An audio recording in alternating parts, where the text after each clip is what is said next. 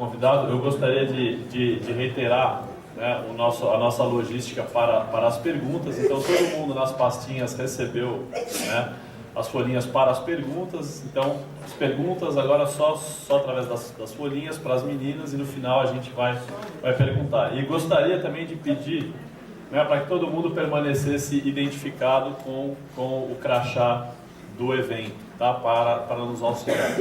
E também lembrar aquilo que eu falei no final da palestra anterior, que a gente tem uma folha, um mapa com os principais restaurantes aqui em volta, né, da escola, lá na recepção do evento, porque a nossa lanchonete aqui ela está em reformas. Então, para que vocês possam se localizar aí no horário de almoço sem grandes problemas. Então, há um mapa com a indicação de várias lanchonetes e restaurantes aqui nas imediações, tá? Então é com muito prazer que eu anuncio agora o nosso próximo convidado, agradecendo em nome da organização do evento a presença, o senhor Andrew Parsons, que é presidente do Comitê Paralímpico Brasileiro. Obrigado. Obrigado.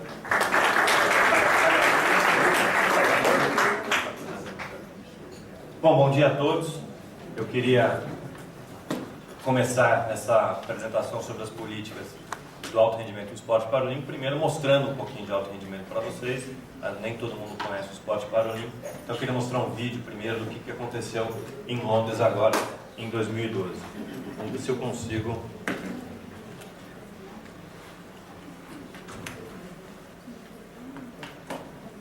Se alguém puder desligar as luzes, ajuda um bocado.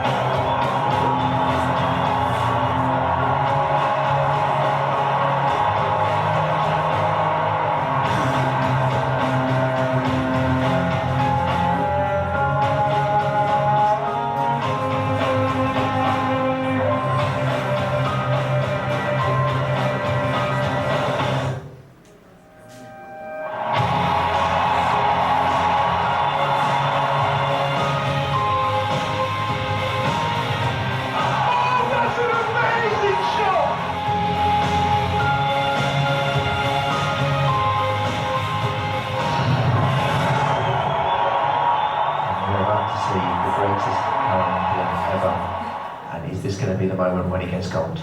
Oscar Pistorius absolutely storming away.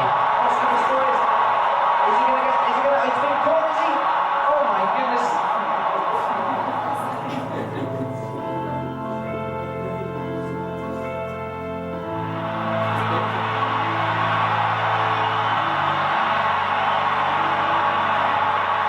It was so tough. I saw her on the last 100 and I was like, I'm going to have to put my head down.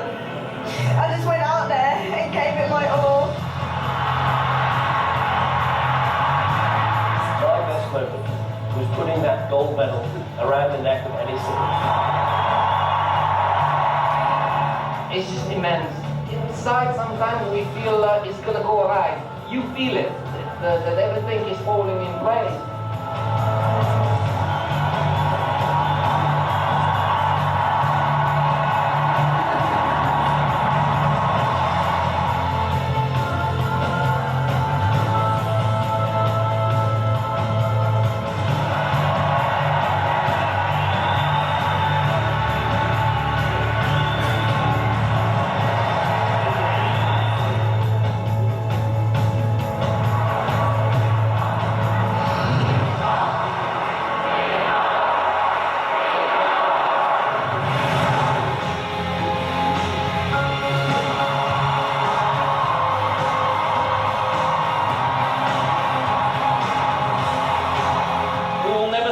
sport the same way, and we will never think of disability the same way.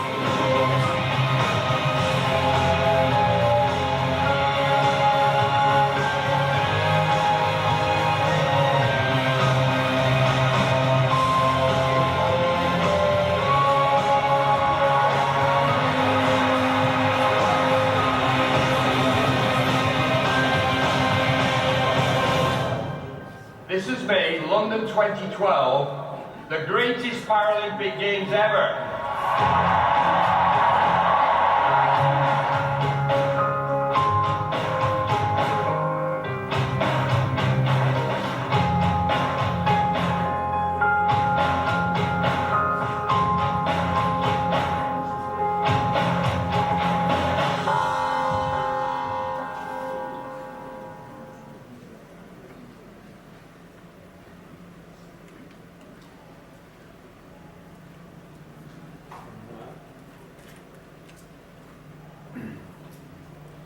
Não. Nem sempre a tecnologia ajuda no esporte, né? Pelo menos não nas minhas apresentações.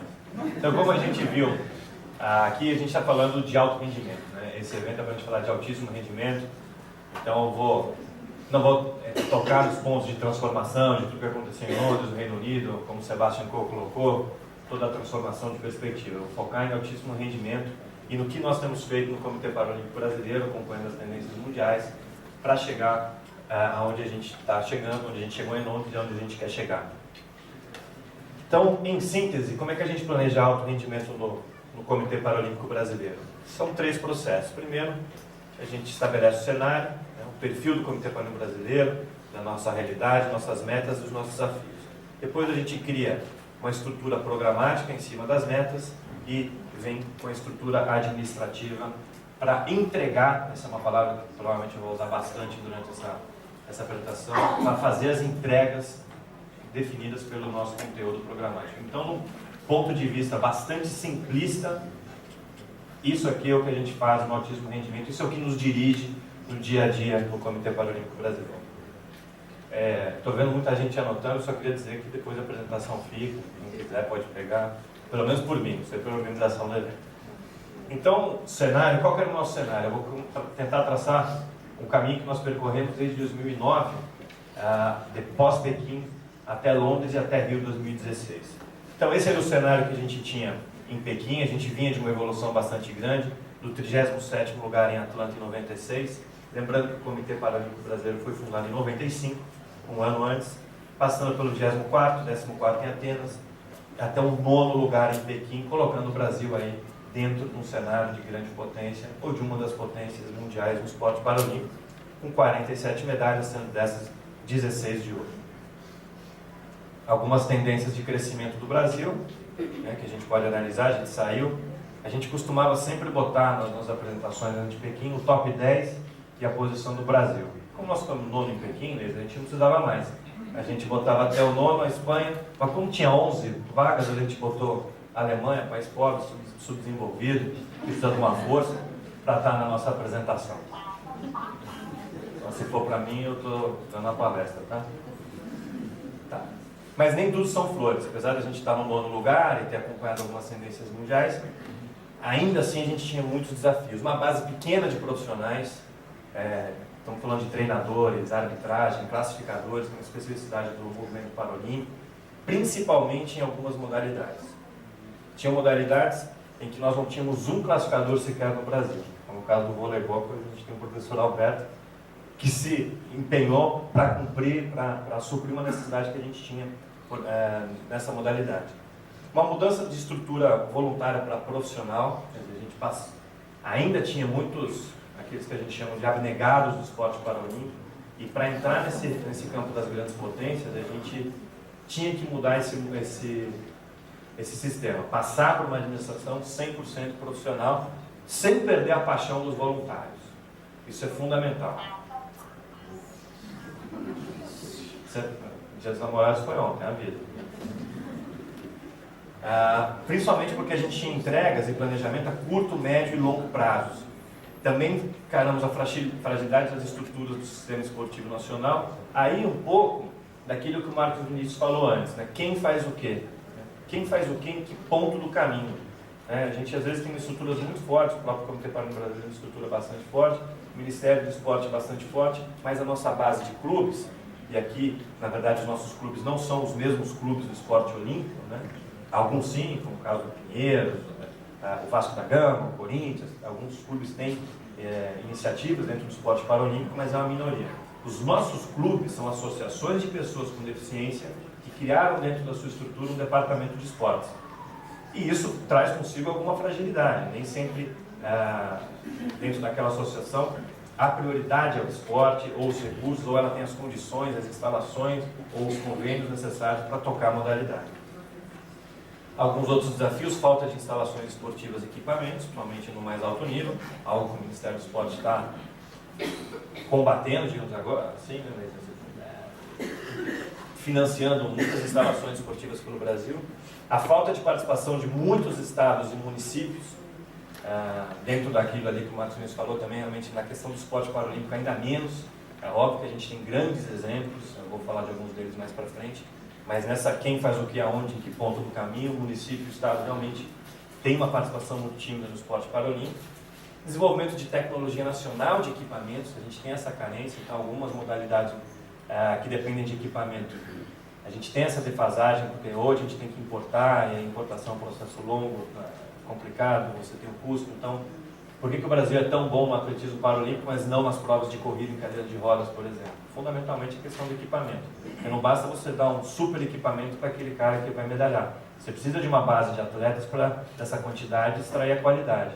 A gente não tem uma política, um acesso a equipamentos de baixo custo para fomento, para iniciar e para o pessoal que está no meio do caminho. Por exemplo, a gente com a La Fonteles, hoje em dia as próteses dele, todas são custeadas pelo Comitê Paralímpico Brasileiro. Mas e quem está no meio do caminho ainda? Né? Que o Comitê Paralímpico não tem a capacidade financeira de dar próteses para todos os atletas amputados do Brasil. A gente não tem esse recurso. Então, tecnologia é um desafio, e a iniciação esportiva das pessoas com deficiência na escola. Né? Isso um desafio fundamental que a gente ainda enfrenta. Muitas vezes a criança com deficiência, quando chega na aula de educação física, o profissional simplesmente não sabe direito como lidar com aquela criança. E o que acaba fazendo? Acaba dispensando ele da aula de educação física, vai fazer um trabalho teórico. Isso faz com que a criança com deficiência, primeiro que ele tenha o direito da atividade física, mas do nosso ponto de vista de alto rendimento, a iniciação esportiva daquela criança acaba sendo feita de forma tardia, ou acaba às vezes não sendo feita. Então a gente perde muitos atletas em potencial, não só campeões paralímpicos, mas uma massa grande de crianças com deficiência que acabam não praticando o esporte porque na escola não tem a possibilidade de fazer. Nós temos algumas iniciativas nesse sentido, eu vou falar um pouco mais para frente, de tentar ajudar os municípios e estados a resolver esse problema. Como é que a gente funciona dentro dos nossos recursos? Em 2009 a gente tinha algum patrocínio, mas fundamentalmente a Lei Ganhando Piva, em que a gente divide percentuais para cada uma das modalidades, baseado em histórico, resultados internacionais, características próprias daquela modalidade. E a gente também tem a mesma obrigação, como colocou o Marcos Nunes na palestra anterior, 10% para o desporto escolar, 10% para o universitário.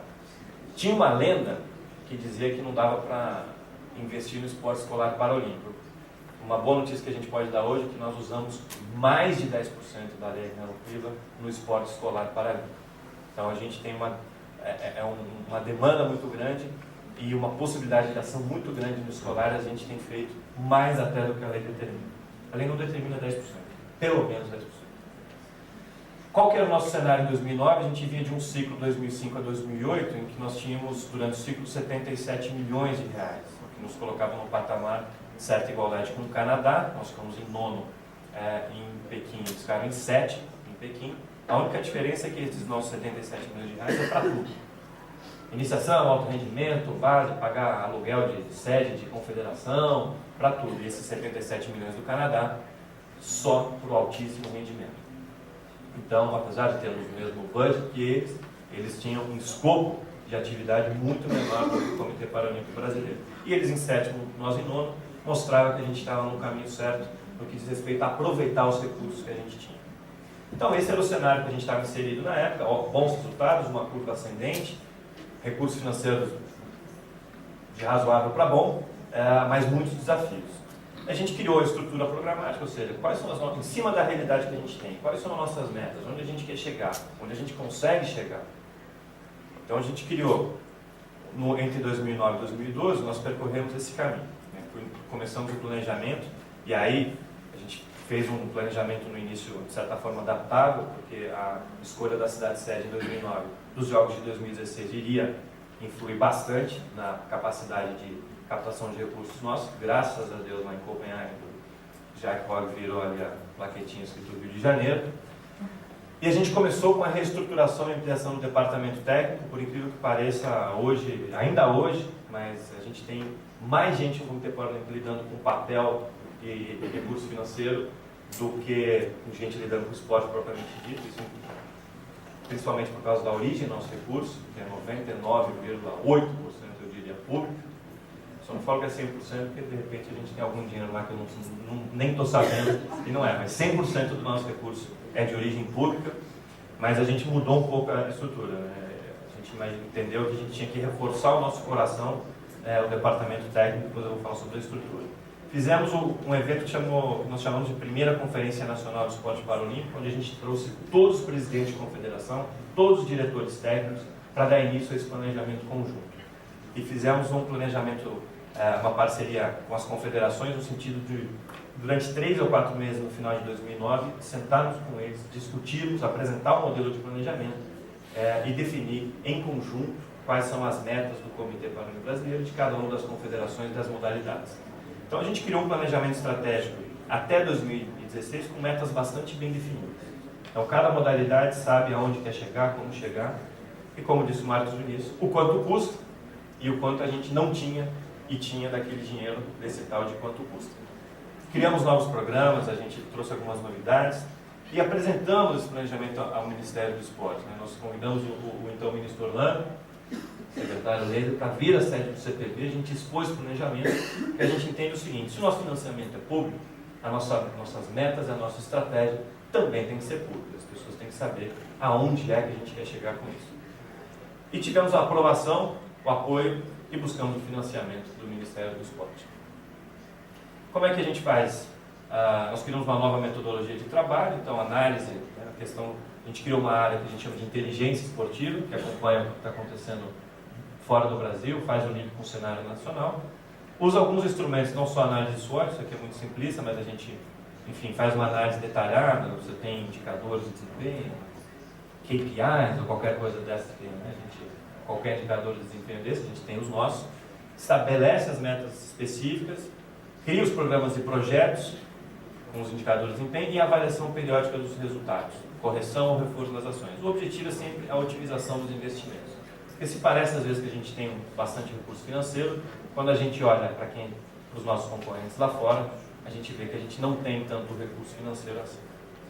Nós criamos um conceito que a gente chama de teia, em que todos os nossos programas são complementares entre eles.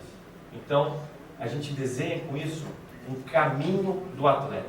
Desde onde a gente consegue identificá-lo, e no esporte paralímpico, é importante lembrar que a gente pode ter um atleta novato de 40 anos, porque ele sofre um acidente de trânsito, reabilita, vai para o esporte.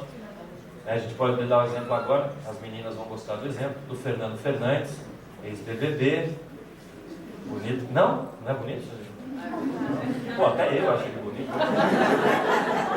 E que se tornou um atleta paralímpico novato com 30 e poucos anos de idade. E já é tricampeão mundial. Mas você cria esse caminho do atleta, vamos mostrar para vocês aqui mais para frente, com visão de curto, médio e longo prazo. E embaixo desse caminho do atleta, desse conceito de T, a gente criou o que a gente chama de um colchão de sustentação, sustentabilidade, que é a legislação, né? Porque a gente tem novas oportunidades com novas leis, ou a gente tem, quando se discute uma lei, oportunidades. Eu vou dar o exemplo dessa discussão que houve, por exemplo, quando os clubes pleitearam mais recursos durante a discussão da nova Lei Pelé, nós sentamos com os clubes e do percentual dos clubes da CBC, que o Marcão falou aqui na apresentação anterior, 15% vai para o Paralímpico. Então a gente está sempre buscando novas oportunidades para ir lá e conseguir carimbar recursos do esporte paralímpico. Patrocínios, a mídia, né, tem sido um grande parceiro nosso, a imprensa, as redes de televisão e os governos. Os governos são nossos parceiros fundamentais nesse colchão de sustentação para a gente poder fazer frente à implementação desse conceito aqui de teia. A gente desenhou aqui para ficar bonitinho como realmente uma teia, mas só para dar um exemplo, Alain Fonteles, que ganhou do Pistorius lá em Londres, você sabe, Helena, que o Pistorius perdeu a corrida e ficou meio bravo, né? Você lembra que na mão das próteses do Alain e convidou o Alain, vamos dar 2 tiros de 100? A gente não tinha entendido o que a palavra tiro representava naquele momento. Agora a gente lembra. Não é assim, é boa. O que ele fez não é uma piada. O Alain Fonteles, a gente identificou o Alain na Paralimpíada Escolar. Ele tinha 14 anos, ele veio pela delegação do Pará. Era um menino biamputado, com uma prótese absolutamente rudimentar, e que a gente identificou o talento dele. A gente inseriu ele no nosso programa de seleção brasileira de jovens, levou o Alain para competições internacionais de jovens, ao mesmo tempo que ele participava do circuito Loterias Caixa, que é o nosso campeonato brasileiro. Ele entrou no programa de alto rendimento da Caixa, se tornou um atleta patrocinado e acompanhado mais de perto por nós. Depois entrou no programa Ouro, que a gente lançou em 2009, no time Brasil Paralímpico, hoje tem time São Paulo e time Rio, entrou no time São Paulo, até chegar nos Jogos Paralímpicos. Então, o Alain, com 14 anos, foi identificado, trilhou um dos possíveis caminhos do atleta aqui dentro e chegou. A nossa meta com o Alain não era nem Londres. Na verdade, a nossa meta com o Alain era 2016. Então, mas ele conseguiu um desempenho tão espetacular. A gente trouxe o Alain, a gente tirou ele de Belém do Pará, não era nem Belém, era Nanindeua. Trouxemos ele para São Paulo, no nosso centro de referência. Então, botamos ele como o melhor técnico de pista, eu vou falar, do mundo, do atletismo paralímpico, para andantes. E ele conseguiu esse resultado. Então, esse é o nosso conceito de TEIA. E dentro dele há ações de longo prazo e de fomento, aquelas que a gente investe hoje para colher daqui a 2, 3 ciclos. A gente revitalizou a Paralimpíada Escolar e fizemos uma nova Paralimpíada Escolar. Hoje a Paralimpíada Escolar é o maior evento paralímpico do mundo para crianças e jovens com deficiência, é a que a gente faz no Brasil. Ano passado, 1.200 crianças e jovens com deficiência, de 25 dos 27 estados. Se tiver aí alguém com amigos em Tocantins e Roraima, vocês avisem eles que esse ano nós vamos atrás deles para chegar nas 27 unidades da federação. Demos ênfase a competições internacionais de categorias de base, como o Parapan Juvenil de 2009 e agora Buenos Aires em 2013. Então a gente tem participado, criado um calendário de jovens internacional e fizemos a parceria com os municípios e estados para capacitação de profissionais de educação física. É uma ação que a gente faz por meio da Academia Paralímpica Brasileira. Eu vou falar sobre ela daqui a pouco. A gente está aqui com o professor Alberto, que é o coordenador geral da Academia Paralímpica Brasileira. Então, qualquer assunto nesse sentido, não me busquem, falem com ele ali. Vou dar seu e-mail depois. Ainda ações de longo prazo e fomento, aqui é a Academia Paralímpica Brasileira, que tem 2 ênfases, que é a capacitação de recursos humanos, tendo o ensino presencial à distância, tendo como clientes os parceiros, os estados e municípios, mas também os nossos oficiais. Nosso objetivo é qualificar nossos oficiais e nossos treinadores e nossos administradores para nível internacional.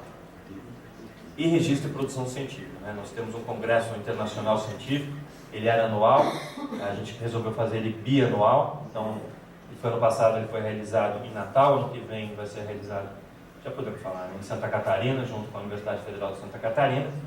Por que a gente botou bianual? Porque você tem o Congresso Científico do Comitê Paralímpico Internacional, que também é bianual, e a gente queria dar todo ano uma oportunidade de alto nível para a comunidade científica internacional paralímpica, para ter um grande evento de produção de conhecimento, e também porque nosso evento ficou tão grande que o pessoal do Comitê Paralímpico Internacional pediu para a gente não concorrer com eles. É brincadeira, mas é sério.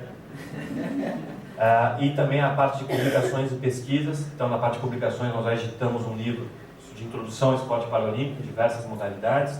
Na questão da pesquisa, nós estamos firmando uma parceria com o CNPq, em que nós vamos investir recursos em pesquisa. Então, pesquisadores vão poder aplicar para solicitar recursos financeiros para suas pesquisas do esporte paralímpico, mas quem vai fazer toda essa intermediação vai ser o CNPq, que já sabe fazer, faz melhor do que nós e pode acompanhar, e a gente também, dessa forma, tem uma seleção dos projetos de uma forma mais neutra. Ainda em ações de longo prazo e fomento, nós criamos um evento muito interessante que se chama Workshop de Mobilização de Recursos. É naquele princípio de ensinar a pescar e não dar o peixe. Então a gente vai nas regiões do Brasil e tenta, através de um seminário, dar ferramentas para os clubes, para as federações locais, para que eles consigam apresentar projetos de patrocínio, utilizar as leis de incentivo ao esporte, seja de nível federal, estadual, municipal, que eles consigam administrar esse recurso, prestar contas e ao mesmo tempo atingir os seus objetivos técnicos. Com isso a gente faz o quê? A gente dá autonomia para esses clubes buscarem os seus próprios recursos, não ficar sempre olhando ou para o CPB ou para o Ministério do Esporte para buscar recursos. Dessa forma a gente atrai mais recursos financeiros para o movimento paralímpico nacional de uma forma como um todo. Conselho de atletas, a gente formou um conselho de atletas, ele não existia. Eu instituí um conselho de atletas em 2009, com 7 atletas, ele é enxuto, tentando representar os homens, mulheres, todas as áreas de deficiência, modalidades individuais, coletivas. Eu escolhi os 7 e dei a tarefa para eles, que a primeira tarefa, dei a eles a primeira tarefa de criar um mecanismo em que os atletas escolham os atletas. Nós tivemos a nossa primeira eleição em Londres, hoje os 7 membros são eleitos pelos seus pares e tem sido uma grande contribuição para nós, do Comitê Paralímpico, para que a gente possa corrigir eventuais rumos e também para criar os futuros dirigentes do movimento paralímpico brasileiro. É muito interessante quando você traz o atleta para o outro lado da mesa. Né? É um certo choque para o atleta, ele fala, pô, mas é difícil pra caramba. A gente fala, não é fácil não. Mas é muito bacana essa convivência com o Conselho de Atletas. Temos algumas iniciativas no pós-carreira dos atletas paralímpicos, tem uma parceria com a DECO, a Multinacional de Recursos Humanos, como também tem o Comitê Paralímpico Internacional, vários comitês olímpicos nacionais e o próprio COI. E a gente mudou o modelo nós nos tornamos uma central de serviço às confederações paralímpicas brasileiras. Então, ao invés de ter muita parte administrativa em cada confederação paralímpica brasileira, a gente centraliza esses serviços no Comitê Paralímpico e principalmente na captação de recursos. Depois eu vou mostrar os resultados dessa iniciativa. A gente consegue ser o grande captador de recursos no movimento paralímpico e descentralizar ou então viabilizar os projetos técnicos das confederações. Mas também, falando de altíssimo rendimento, a gente tem ações de curto e médio prazo de alto rendimento. Então, dentro da nossa planejamento estratégico 2010 e 2016, cada uma das 20 modalidades à época, agora são 22 no programa de 2016, entrou a canoagem e o triatlo, tem o seu planejamento estratégico. Criamos o time Brasil Paralímpico, que são esses times regionais, né? Time São Paulo, aqui a gente tem o time de São Paulo, que é feito com o governo do estado, no Rio a gente tem o time Rio, feito com o município, em diversas outras localidades já estão nos buscando, a gente tem uma conversa adiantada com o time Minas, o time Goiás a gente estava avançado, mas aí passou uma cachoeira lá, as coisas no estádio Goiás ficaram um pouco bagunçadas. E essa piada é ruim, a outra era boa. Mas é um modelo em que os estados fazem convênio com o CPB e nós cuidamos do desenvolvimento dos atletas daquele estado em nome da Secretaria de Esporte, da Secretaria das Pessoas com Deficiência. Isso no mais alto rendimento. O Comitê Paralímpico tem uma diferença do COI, porque nós somos a confederação brasileira para algumas modalidades. Então, para atletismo, natação, halterofilismo, tiro esportivo, esgrima em cadeira de rodas, nós somos a confederação brasileira. Então, a gente tem um papel duplo nessas modalidades. A especialização das comissões técnicas, antes a gente trabalhava com grandes comissões técnicas nacionais para várias modalidades, a gente começou a especializar. Então, o nosso fisiologista da comissão técnica do atletismo, ele é só no atletismo, então você cria ali um conhecimento maior do profissional com o seu rol de atletas. Dia dos namorados é assim, o cara que tem muita namorada é assim. Eu só tenho uma. E tá casado com ela. Não, vamos lá, voltando. Vocês não estão se ligando não, né? Se for mensagem de texto, eu tiver ouvido. Mas a gente criou isso e chegou no nível de detalhe que a nossa comissão técnica de atletismo, por exemplo, chega ao ponto de ter uma ginecologista do esporte para as meninas. Alguém falou oba aí. Espero que seja uma mulher. Mas a gente então começou a especializar cada vez mais e tem muitos ganhos com isso. Criamos o projeto Ouro, que é o embrião, na verdade, desses times olímpicos, desses times paralímpicos, regionais. A gente fez com nossos próprios recursos na época, em 2009. O projeto Ouro se baseava na premissa de dar toda a estrutura para o atleta, seja de pessoal, de equipamento, de intercâmbios internacionais, mas não dinheiro no bolso, não colocando uma bolsa mensalmente ali na conta corrente do atleta, porque o orçamento não permitia. Ele foi um embrião a partir desse modelo que a gente estruturou os times São Paulo, o time Rio, então, enfim, esses outros times todos. E aí esses equipes sim já contam com, além de toda a preparação para os atletas, a questão específica de uma bolsa. Hoje os atletas paralímpicos ganham de altíssimo nível ganham um recurso bastante elevado por mês para se manter. Não vou dizer que eles estão ricos, como o Marcão falou aqui do Cielo, mas vivem uma vida bastante confortável. Criamos essa área de inteligência esportiva dentro da nossa estrutura para exatamente saber o que está acontecendo lá fora. Então a gente tem parceria hoje com o Comitê Paralímpico da Austrália, da Ucrânia, da Rússia, da China, da Coreia. A gente agora estamos firmando uma com a BPA, que é o Comitê Paralímpico Britânico, para entender o que está acontecendo lá fora, o que a gente também pode trocar. A gente já está partindo para um nível em que a gente não está só captando conhecimento, a gente também está difundindo, então estamos com parcerias encaminhadas com o Irã, com o Azerbaijão, com os países, firmamos até com Angola, um mês e meio atrás, uma parceria de troca de conhecimento. Então é uma forma da gente produzir e difundir comunicação, informação sobre o movimento paralímpico no Brasil e também exportar conhecimento. Em termos de números ainda de 2011, no nosso circuito de atletismo e natação pelo Filipe atingiu a marca de 2.300 atletas, só no que é a elite dessas 3 modalidades no país, o que é um número bastante expressivo. No nosso planejamento estratégico, a gente também definiu metas, obviamente. Então, nas competições multidesportivas sob nossa responsabilidade direta, a gente traçou a meta no Pan-Americano de Guadalajara, do 1º lugar, em Londres ficar no 7º lugar, Toronto a manutenção do 1º lugar, vai ser mais difícil agora, porque com os jogos em Toronto, Canadá vem pesado, então nós vamos ter um desafiante à altura, digamos assim, porque o México não deu nem cheiro, Guadalajara 2011, tem algum mexicano aqui? Não, né? Bom. E no Rio 2016, 5º lugar nos jogos. É a nossa meta, eu vou mostrar para vocês que não é tão fácil quanto parece, mas é a nossa meta, é a nossa estratégia, é a nossa referência para 2016. Na questão do fomento, a gente falou do Clube Escolar Paralímpico, um projeto interessante, onde nós conseguimos financiar projetos de clubes. A gente está para atletas com a idade entre 6 a 20 anos. Temos 35 projetos hoje pelo país todo, então desde Rondônia até o Rio Grande do Sul, com um orçamento anual de 3 milhões e 600. Então a gente ali paga o quê? O profissional. Isso é para iniciação esportiva, tá? Isso não é, digamos assim, alto rendimento, categorias de júniores, por exemplo. Isso é para iniciação esportiva. É para suprir aquela carência do atleta que na escola não consegue fazer educação física. Então a gente tem hoje 35 projetos, tem alguns deles são em parceria com o governo do estado de São Paulo, seleções permanentes de jovens em atletismo e natação. A gente tem 35 atletas de base, aí sim, alto rendimento, garotado que já está focado em 2016 e 2020, e na nossa Paralimpíada Escolar, 10 modalidades, fundamentalmente atletas entre 12 a 20 anos, que é o passo seguinte do Clube Escolar Paralímpico, fazendo parte daquele caminho do atleta. No autismo e rendimento, como eu já mencionei, o Projeto UR, nossas seleções permanentes, recursos que vieram do Ministério do Esporte, MRIO, para vocês terem uma ideia do nível de recursos. E nas loterias Caixa, hoje a gente financia diretamente com recurso do patrocínio 37 atletas e atletas guias no valor de 3 milhões de reais por ano. Então eu vou mostrar para vocês, porque pode ficar aquela dúvida, mas tem um monte de projetos que focam individualmente o atleta. Como é que você faz para não ter overlapping? Como é que você faz para o atleta não ter simplesmente um baita de um salário e não aproveitar? Isso não dá ganho técnico para ele.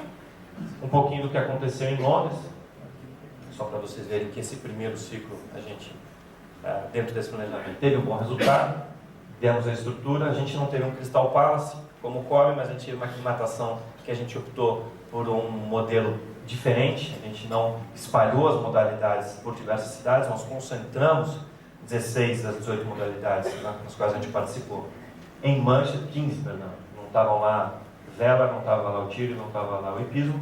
15 modalidades em 10 instalações esportivas por 11 dias, com uma equipe de 288 pessoas.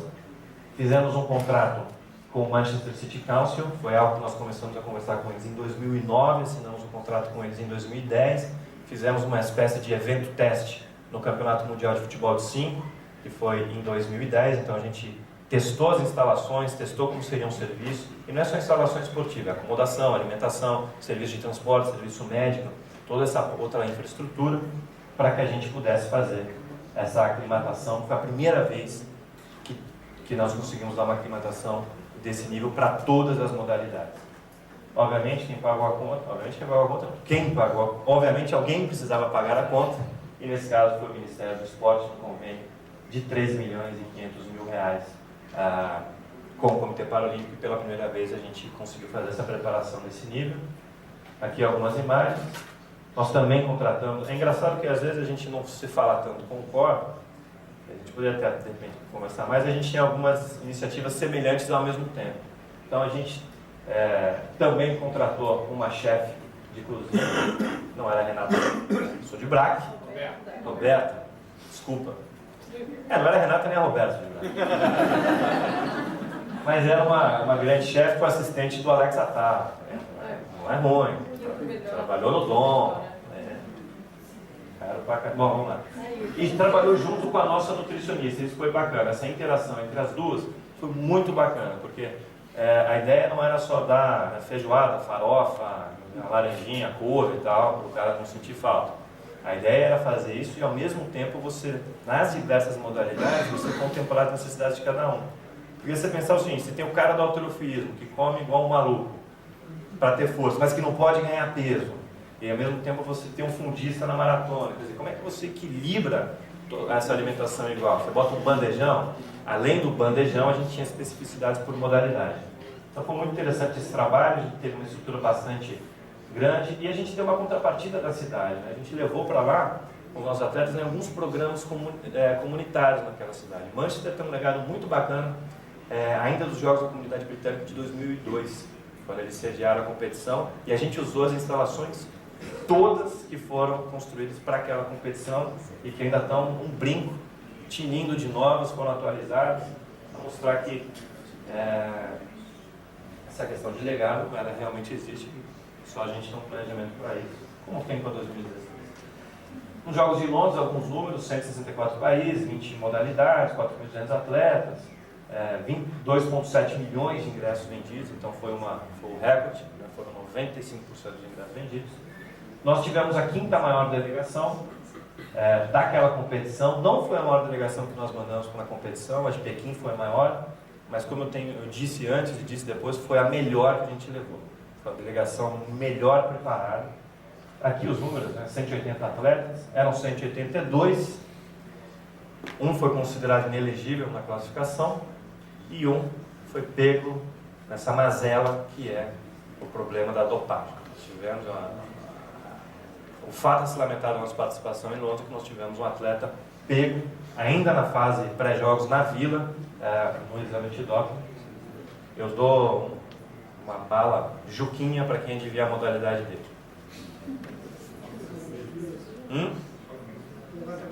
Levantamento de peso.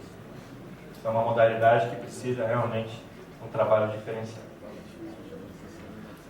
Nos Jogos de Londres, a gente fazendo parte daquele tripé, e não tenho dúvida nenhuma, tá? Isso tem tudo a ver com alto rendimento, pode não ter com a parte técnica esportiva, mas tem tudo a ver com o altíssimo rendimento, a estratégia de mídia, porque é ela que garante aquele colchão de sustentação, né? Vou falar de alguns números de patrocínios para você ver a diferença que isso faz.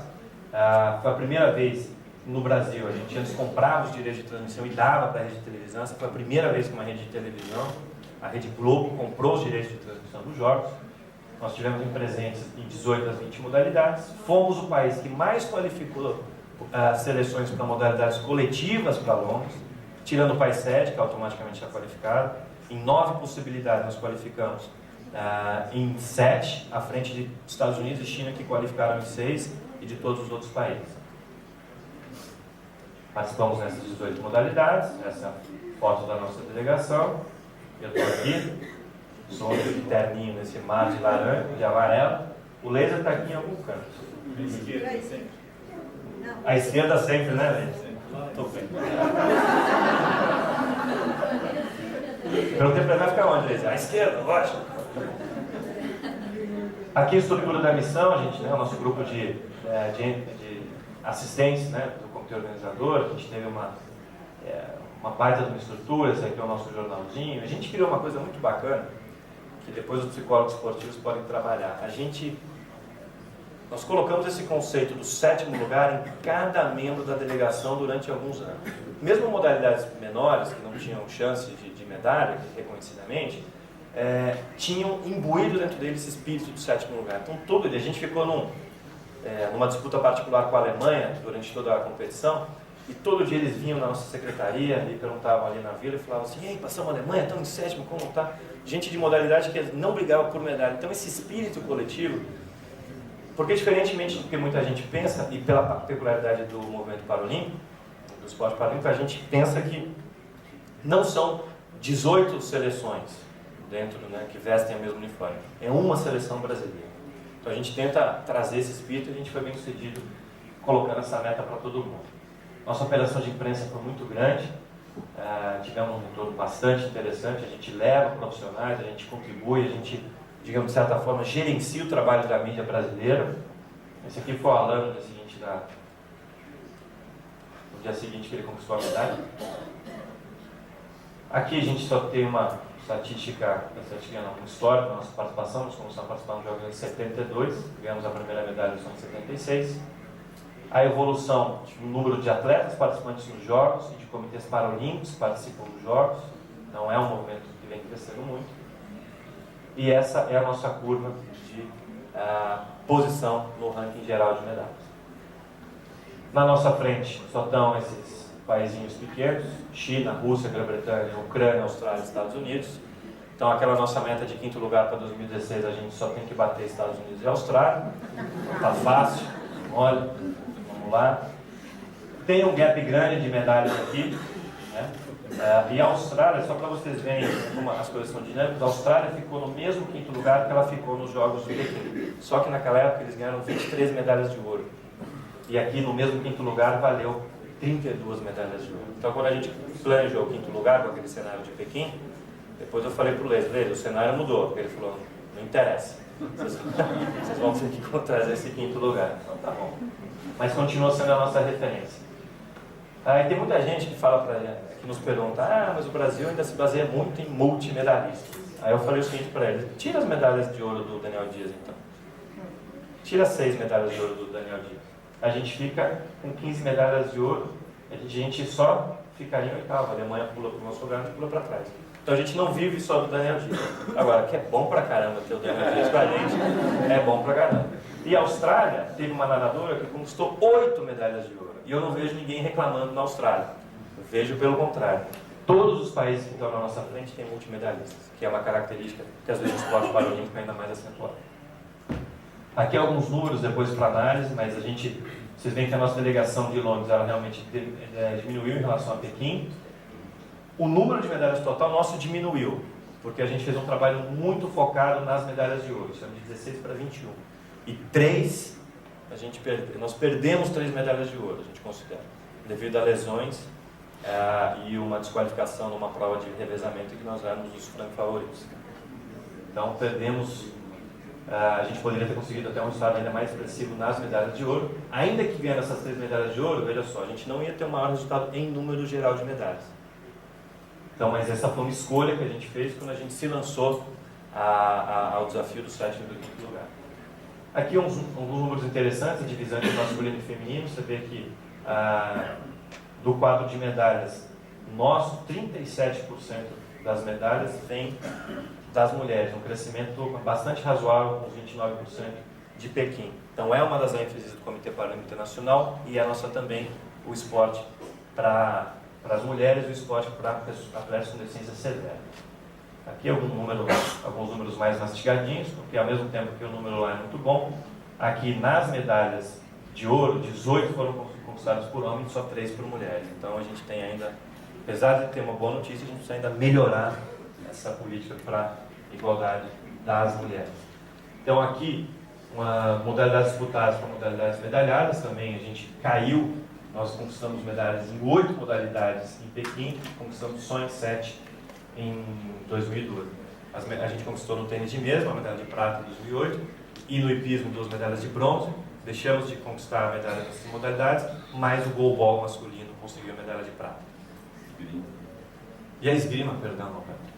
Então tem mais alguém que deixou de ganhar a medalha. Nossa parte de aproveitamento, a gente trabalha muito com a questão da média de idade, então nós temos 40 atletas que foram para finais em 2012, sub-23, ou seja, eles vão chegar em 2016 com até 27 anos, uma ótima idade. Então, 22% da nossa delegação. O número de recordes mundiais a gente ampliou de 12 para 13, mas ampliamos o número de atletas recordistas, na concentração foi um pouco menor, e recordes paralímpicos também. Queria dar alguns destaques aqui, não é só pensar aqui não, mas alguns na questão das parcerias e como isso é fundamental. Quando a gente fala daquele colchão de sustentação, como isso é importante. Então, vou dar alguns exemplos de modalidades. No goalball, através de recursos que a gente obteve junto ao Ministério do Esporte, a gente conseguiu contratar de forma permanente mais profissionais especializados, incrementamos o número de semanas de treinamento ou fase de treinamento, melhoramos a qualidade de hospedagem e alimentação durante essa semana, ou seja, a gente conseguiu dar mais estrutura para os atletas e a aquisição dos materiais. A bola de goalball é algo extremamente complicado de se comprar, só tem um fornecedor no mundo. É o maior monopólio esportivo que eu conheço, apesar de não render milhões de dólares, mas é complicado, isso foi na Alemanha. E a gente comprou materiais para eles e veja o que aconteceu. Do 11º lugar de Pequim, nós subimos para o 8º lugar no Mundial de 2010 e chegamos na medalha de prata em 2012. Então, investimento bem dirigido dá resultado. Tem algumas imagens. Outro, aí decisão, né? Aquela questão de vontade política que a gente fala, isso também acontece no esporte. A gente tomou uma decisão, olhando o cenário de 2009, que a gente deveria investir mais na esgrima em cadeira de rodas. Então, da mesma forma, pegamos mais recursos nossos e colocamos em profissionais especializados, mais fase de treinamento, botamos esses nossos esgrimistas para competir lá fora, para ganhar experiência, cancha internacional, e compramos fixadores, que é aquele equipamento que você coloca as cadeiras de roda para que eles possam disputar as provas de esgrima. Vocês terem uma ideia, sabe onde estão todos os fixadores que foram usados na Paralimpíada de Londres? No Brasil. Nós trouxemos todos eles, compramos todos eles e distribuímos pelos clubes. Fizemos isso também com o número dos fixadores de Pequim.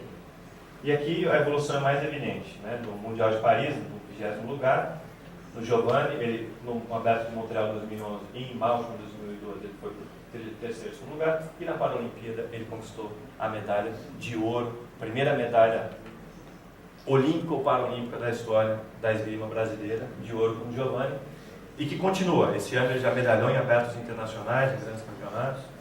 Esse é o Giovanni. Outra parceria com o governo do estado de São Paulo é o Alan. Então, ao redor do Alan, com o time de São Paulo, a gente trouxe ele para São Caetano, a gente usa a pista de atletismo lá em São Caetano, está morando, está treinando, trouxemos o melhor técnico do mundo, na nossa opinião, de pista para o Olímpico, que é o professor Amauri, que era de Joinville, então a gente trouxe ele também, então a gente está colocando tudo que a gente tem de melhor geograficamente próximo, concentrado, um grupo de profissionais multidisciplinar individualizado ao redor do Alan. Compramos as melhores próteses do mundo para ele, não só uma, porque prótese quebra, então não adianta ele estar lá ganhando histórias, quebrar e não competir. E os tempos dele, em 2008 ele fez 23,49, em 2010 no Mundial 23,35, e o resultado dele foi de 21,45 em 2012. Ele saiu do 7º lugar de Pequim para o primeiro na prova dos 200.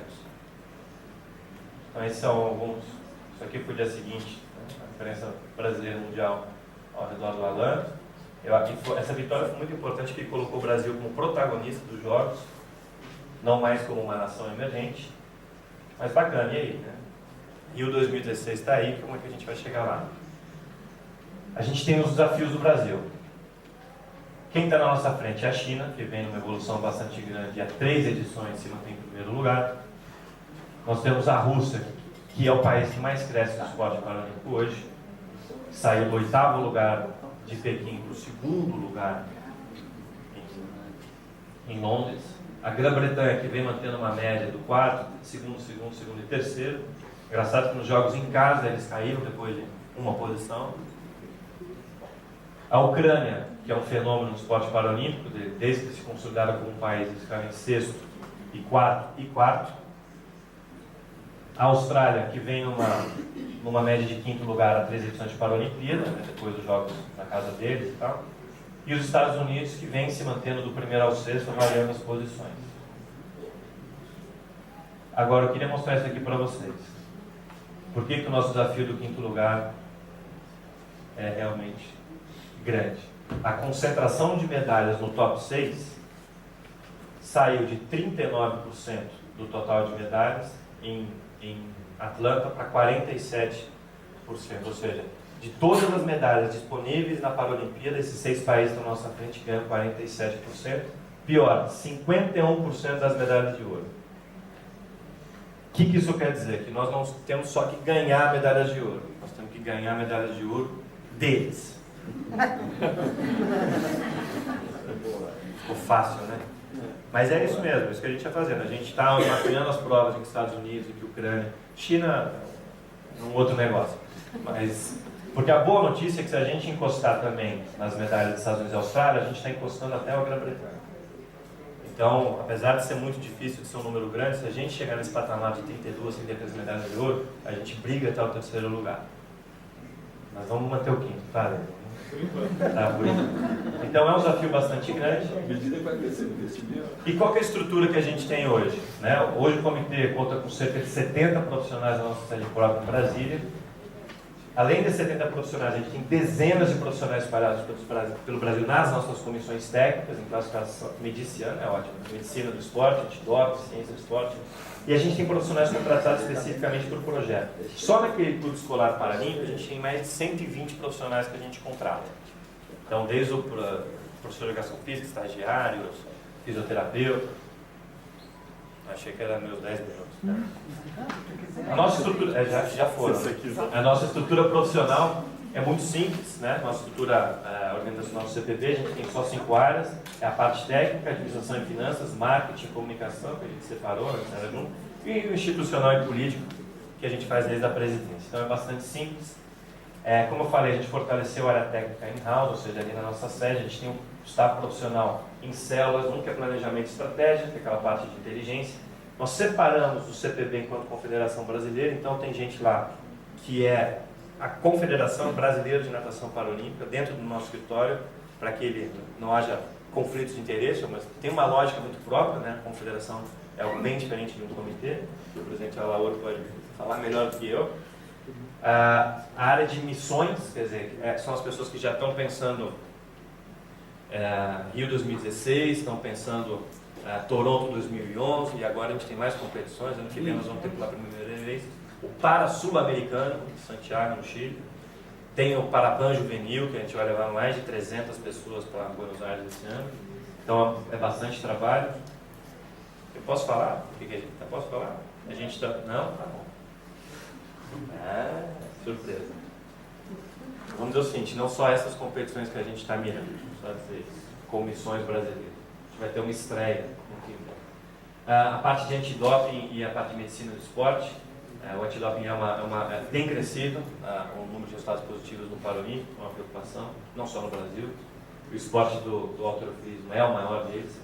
Escolar Universitária Academia Paralímpica, uma outra célula. A parte de eventos, né, que organiza nossas competições esportivas, nossa gestão e administração. A gente fala que é Budget Oriented Athlete Center, ou seja, a gente não gasta mais do que arrecada de forma nenhuma, e tudo que a gente faz no CPB tem um foco no atleta.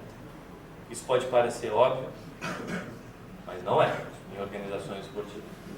Então tem uma área de controle financeiro rígido e transparente, nós temos 5 níveis diferentes de fiscalização, dependendo do convênio da origem vem uma cesta, então para um recurso da Lei Galo-Piva tem o nosso Conselho Fiscal, a gente tem uma auditoria independente, o Conselho Fiscal tem uma auditoria independente para nos fiscalizar, nós temos a Controladoria Geral da União, depois o Tribunal de Contas da União.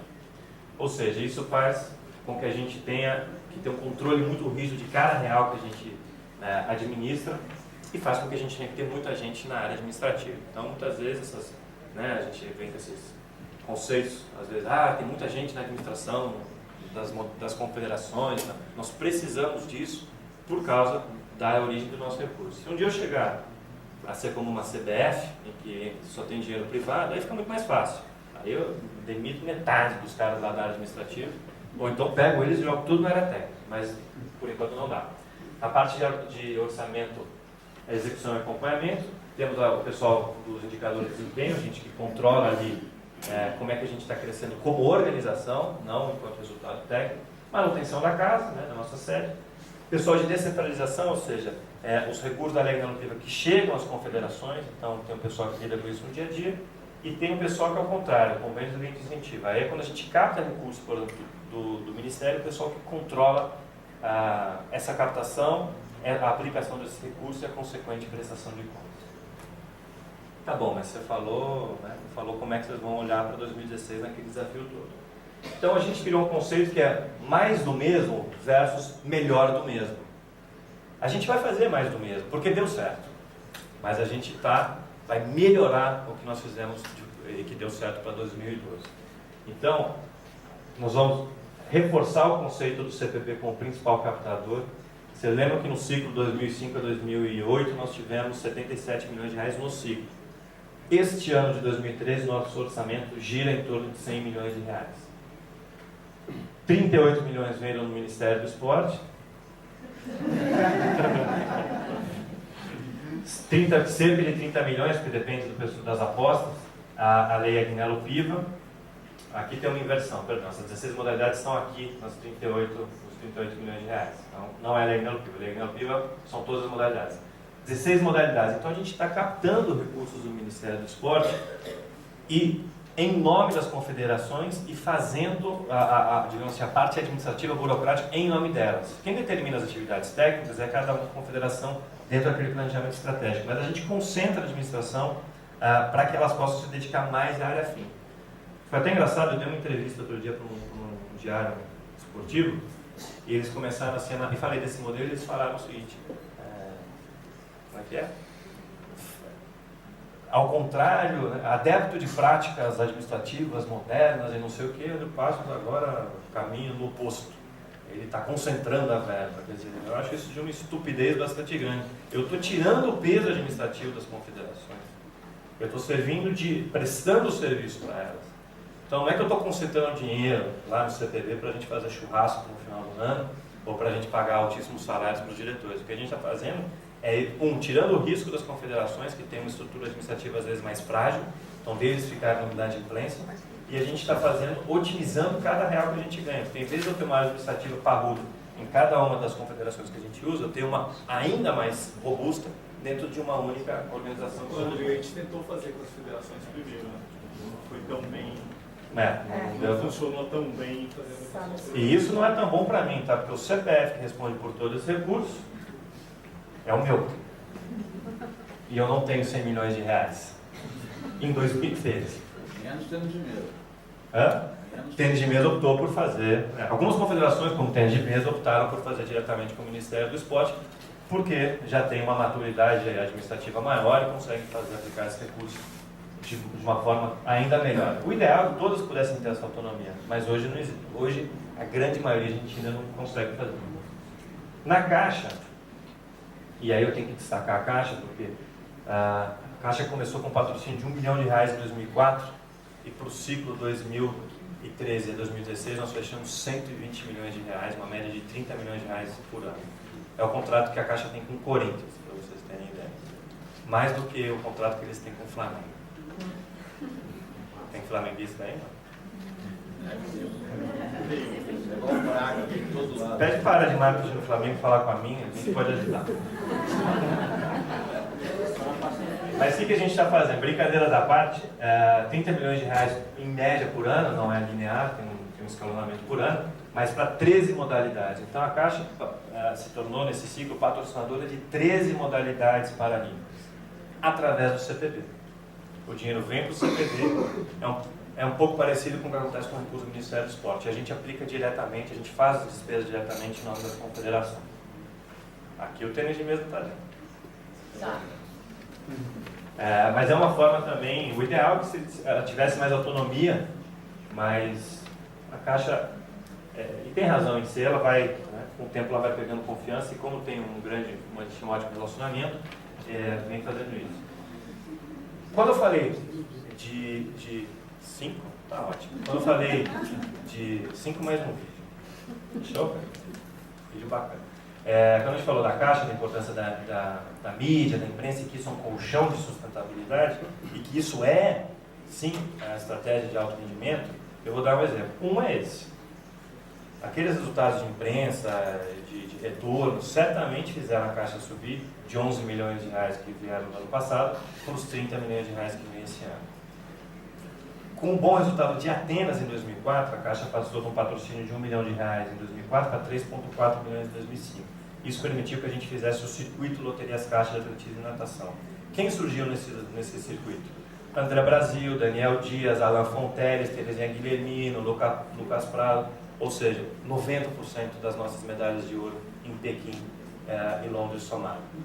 Então, esse relacionamento com o patrocinador, esse investimento em imprensa, em mídia, em você fazer com que o seu nome seja mais falado, o meu não, do CPB, do Movimento Paralímpico, traz resultado e tem que ser entendido como estratégia de alto rendimento, porque não tem alto rendimento sem investimento. E aqui, nesse ano, 7,5 milhões do Estado de São Paulo, que virou nosso parceiro no time São Paulo, mas também na Paralimpíada Escolar. Então, metade dos custos da Paralimpíada Escolar são cobertos pelo governo do Estado de São Paulo, através da Secretaria das Pessoas com Deficiência. O município do Rio, time Rio, investimento de 2,2 milhões no ano. A soma dá um pouco mais de 100, mas esses números variam um pouco, de repente a gente tem que devolver um pouquinho de recurso para o Ministério, o pessoal pode não apostar tanto na loteria. E mais do mesmo versus melhor do mesmo, algumas mudanças no nosso programa de alto rendimento. A gente está concentrando geograficamente os nossos atletas ainda mais. A gente não tem um centro de treinamento ainda, mas a gente está concentrando os profissionais e os atletas em áreas específicas, assim eu posso otimizar. Em vez de eu ter um fisioterapeuta trabalhando com cada atleta, eu tenho 2 ou 3, os melhores trabalhando com eles como um todo. Assim eu otimizo os recursos financeiros e humanos.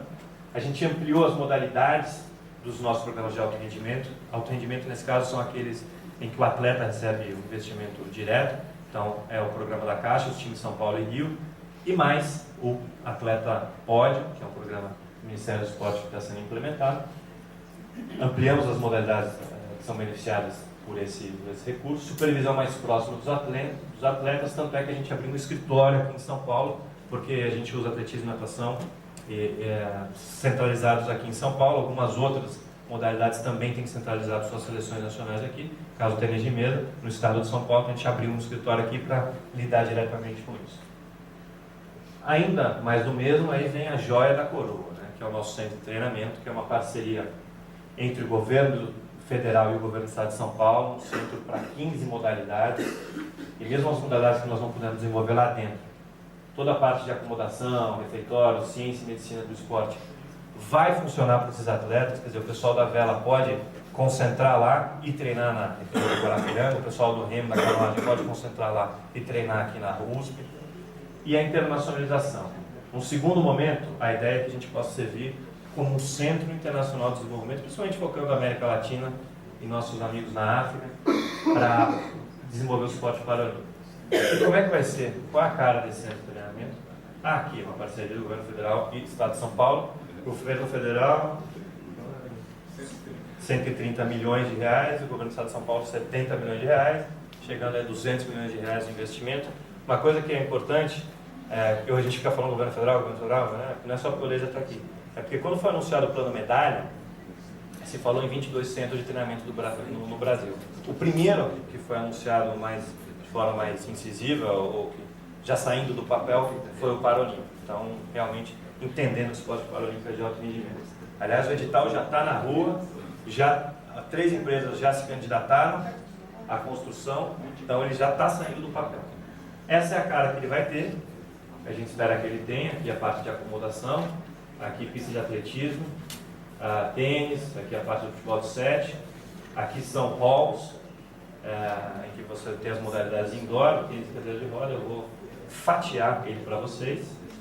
Então aqui é um terreno em acrílico, desse ponto de vista, então aqui estão as modalidades indoor, aqui algumas outras, tipo judô, goalball, as piscinas de 50 e de 25, aqui já ele montado, futebol de 5, futebol de 7, atletismo, as modalidades indoor todas aqui dentro, quadro de tênis, e aqui o centro como um todo. Bastante bacana, a gente espera entregar isso no final do ano que vem, essa primeira parte esportiva, e depois, posteriormente, a gente vai entregar isso ainda. Nós já temos a primeira competição internacional que nós vamos sediar aí, que é o Parapan Juvenil de 2017, ou seja, já um legado dos Jogos de 2016, porque sem dúvida nenhuma, se não fossem os Jogos, dificilmente a gente conseguiria ter recurso suficiente, entusiasmo suficiente do país e do Estado para fazer um centro desse tamanho. E esse é o slide que eu mais gosto. Lembra das metas? Tcharam! Tcharam! Então a gente está com 2 das nossas 4 metas cumpridas. Essas metas são coincidem com o meu mandato. Aliás, essa é uma outra coisa interessante. Comitê Paralímpico, só 2 mandatos para presidente. Então, em 2017, a única coisa segura no movimento paralímpico é que eu não serei mais o presidente. O que, de certa forma, é bacana, porque tem espaço para todo mundo. Me obriga a trabalhar mais gente para me suceder e depois eu vou fazer outra coisa da minha vida. Mas, dos 4 objetivos macro, 2 foram cumpridos. Então, o primeiro mandato completo com os objetivos alcançados dentro do que a gente planejou. Obrigado, estou à disposição para vocês.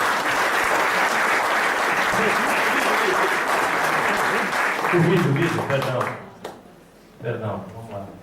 Agora, é também sobre Londres, mas mais Brasil, né? A gente viu muito mundo ali, vamos ver um pouquinho mais dos nossos atletas que eles merecem.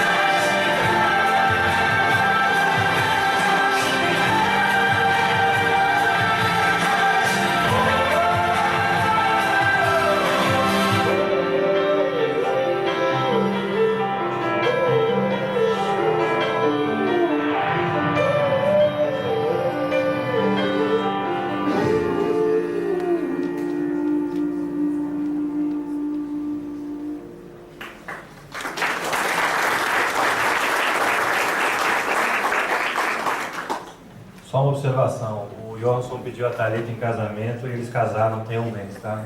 No Paralímpico a gente entrega o que a gente promete.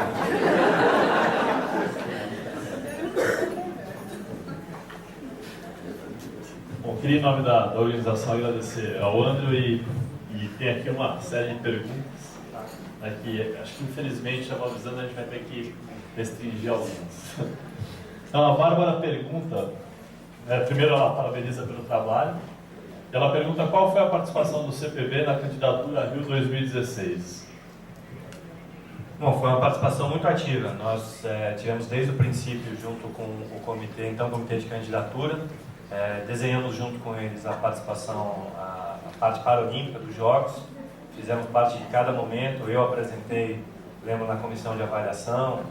Teve alguns momentos muito interessantes, por exemplo, o Daniel Dias, ele foi o representante dos atletas brasileiros, olímpicos e paralímpicos, na sessão de abertura junto ao COI. Nossa participação foi muito ativa e muito próxima. Estive lá em Copenhague e tem sido assim desde então. Cláudio Gomes pergunta quais são as ações para o segmento do esporte paralímpico universitário. Esse é um desafio que a gente tem pela quantidade de atletas que a gente tem lá dentro, ou seja, o esporte paralímpico você tem que ter o número de pessoas com deficiência na universidade, do mesmo gênero, fazendo a mesma modalidade, fazendo a mesma prova e da mesma classe.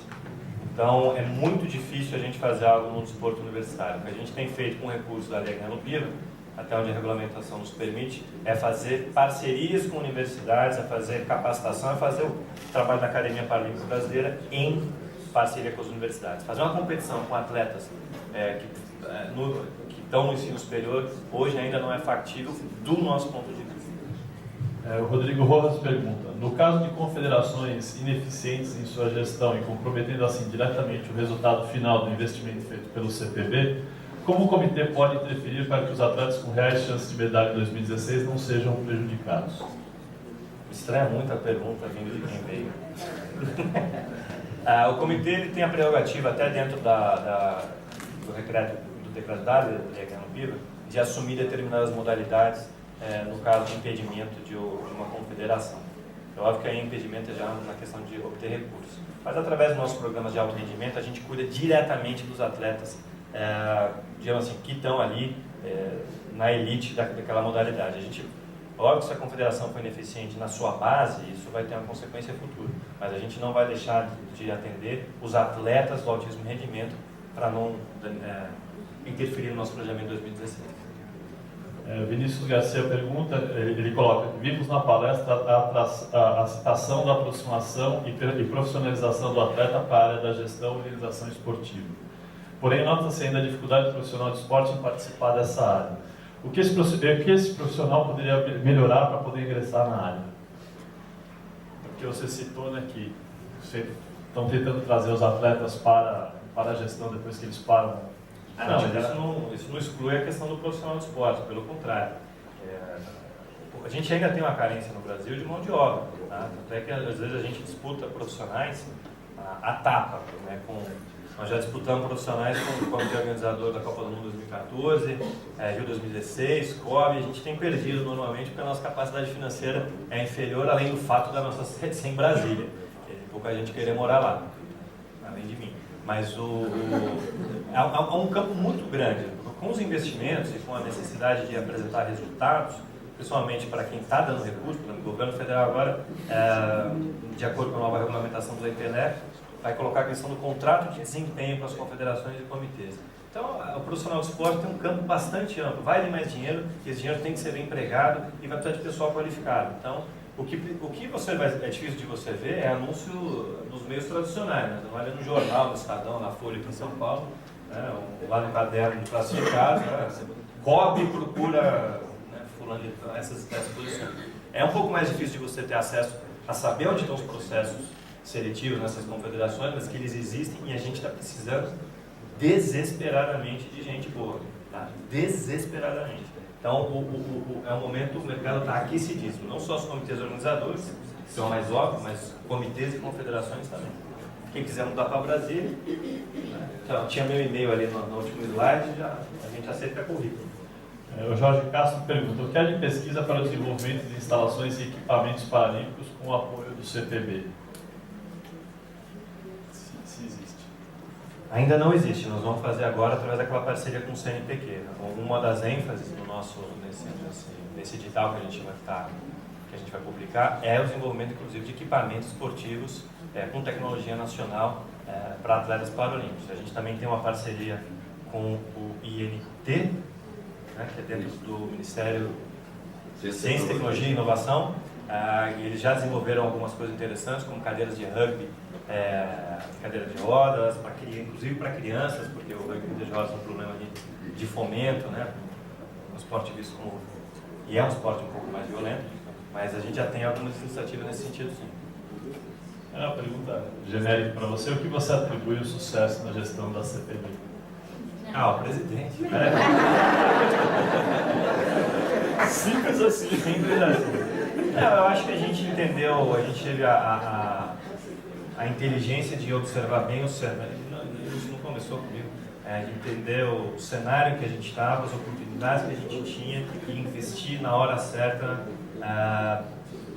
no que ia trazer mais resultado. Né? A gente sempre diz o seguinte: a gente tinha que matar um dragão e a gente só tinha uma pedrinha. Então a gente tinha que acertar no olho desse dragão. Então a gente sempre acertou muito, eu acho, nos nossos investimentos. Desde quando nós compramos direito de transmissão lá em Atenas, muita gente falou: vocês estão malucos, vão tirar dinheiro do esporte para comprar direito de transmissão. Mas a gente tinha um problema que ninguém conhecia esporte no país. Então a gente conseguiu viabilizar a transmissão, 160 horas de transmissão, tivemos o Clodoaldo ganhando 6 medalhas de ouro, o Brasil 14º, o patrocínio da Caixa mais do que triplicou, e aí as coisas vão acontecendo. Então eu acho que a gente sempre acertou, a gente teve sempre uma boa compreensão do nosso cenário e fez os investimentos corretos, e a gente se tornou um parceiro confiável. Eu acho que hoje, quando o Ministério ou a Caixa, o Governo do Estado de São Paulo, investe R$1 no Comitê Paralímpico, sabe que o retorno que a gente se planejou a dar, a gente é capaz de entregar. A gente nunca também chegou para o Ministério dizendo: nós vamos ser primeiro na Paralimpíada. A Conferência Nacional do Esporte tinha gente querendo: não, vamos botar como meta o Brasil primeiro na Paralimpíada. E eu estava na plenária, eu levantei e falei: não, vamos não, pelo amor de Deus, não vamos fazer isso. Mas porque a gente sabe onde a gente pode chegar. Por último, a última pergunta, já pedindo desculpas aos demais que encaminharam perguntas, que a gente tem um cronograma ali para seguir, é justamente essa: por que não brigar para alcançar o primeiro lugar ao invés do Porque não dá. Não é possível com a atual situação que a gente tem de tudo, de infraestrutura de investimento, mas também da situação que a gente tem hoje de atletas, não é possível a gente almejar o primeiro lugar. O primeiro é muito fora da curva, porque é a China, mas mesmo o segundo lugar é pretensioso. A gente tem que ir planejando. Depois, de repente, em 2020, a gente pode tentar, se a gente alcançar o fim em 2016, de repente o próximo passo é ser quarto. A gente sempre foi muito precavido. Você nunca vai ver o CTV, por exemplo, colocando meta de medalhas. A gente não faz isso. E você dificilmente vai ver metas tão audaciosas em relação ao que a gente já tem. Então, por exemplo, a meta em Pequim era 12º, a gente ia ser 14º em Atenas. Fomos nono. A gente também não vai prever para Londres voltar para trás, ir para 10º. Então a gente planejou o 7º, e assim que a gente caminhou. Então, talvez em 2036, a gente anuncie a meta de em 2040 e alguma coisa ficar em primeiro lugar. Mas isso eu não vou mais estar lá. Então, por fim, agradecendo novamente a presença do Andrew, gostaria de chamar a Tatiana para entregar uma pequena lembrança. Obrigado.